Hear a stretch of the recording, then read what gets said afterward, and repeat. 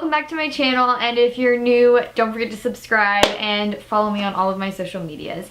So for today's video, I'm coming back with another acting video. I know you guys have been wanting an acting video for like a long time, but the truth is, like, I'm running out of ideas for acting videos, so I'm kind of like branching out into other YouTube video ideas. I'm not really sure right now what my brand for YouTube is, or because I don't want to be stuck in a box, you know what I mean, of what kind of videos I'm going to post. Like, I don't want to be like lifestyle and I don't want to be just acting.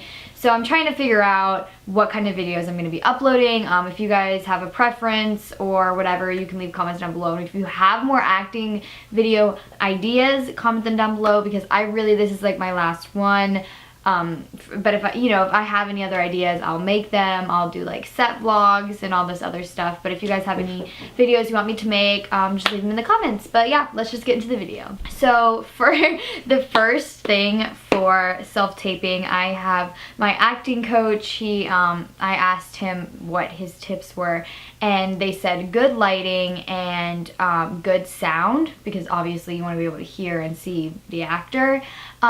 So I made a lot of mistakes when I first started self-taping because, I was new to it. I didn't know how self-taping worked, or, I didn't know anything about it. So basically, self-taping is when you get an audition, and a lot of stuff is done by self-taping now, and it's a good thing because you can live outside of the state that you're auditioning for something in. But you self-tape yourself reading a script, and your agent or you send it into them, and they are so picky about the way you self-tape. Like, if you do one thing wrong or don't name your file right, they will literally not watch it. They won't even watch your audition. It'll go to the trash.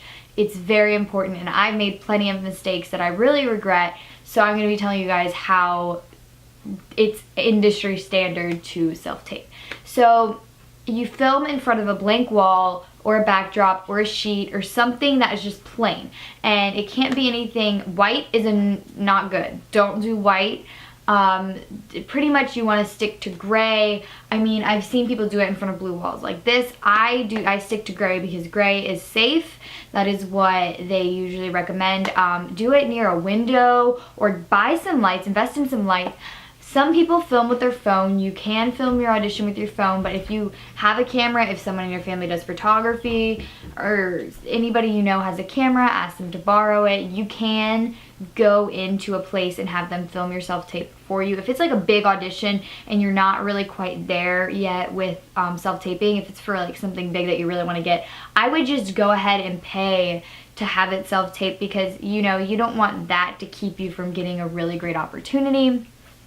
That's just my advice, but I understand if you don't have, money to just blow around like that. I don't, so I basically film all of my auditions on my own. I've never gone in and had them self-taped for me.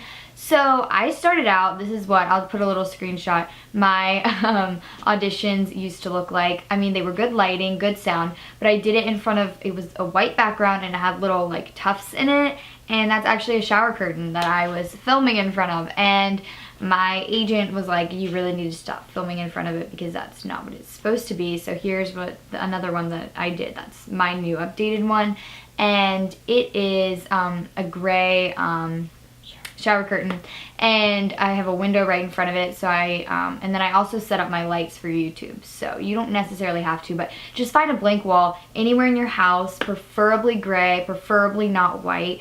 Get some good sound, I mean, you can use iPhones. iPhones nowadays are like really good. But yeah, you can totally use your phone. I'm pretty sure Noah Schnapp still uses his phone for some of his self-tapes. From the ones that I've seen of his self-tapes, they look like they're on his phone. If you watch the Stranger Things cast auditions, a lot of them aren't even filmed properly. So as you can see, you can still get opportunities if they're not filmed properly, but usually they have to be industry standard, or I don't know. It's really confusing and weird because nowadays it's like so important. You have to have a perfect headshot, you have to have a perfect self-tape. I wish it was more about talent, but now it's kind of like left from that side of Hollywood. It's more about how you submit it and stuff. So you guys, you can work hard and make sure that it is super good and you'll be ahead of everyone else. So those are my tips. I will link down below my YouTube video where I talk about where to find casting calls.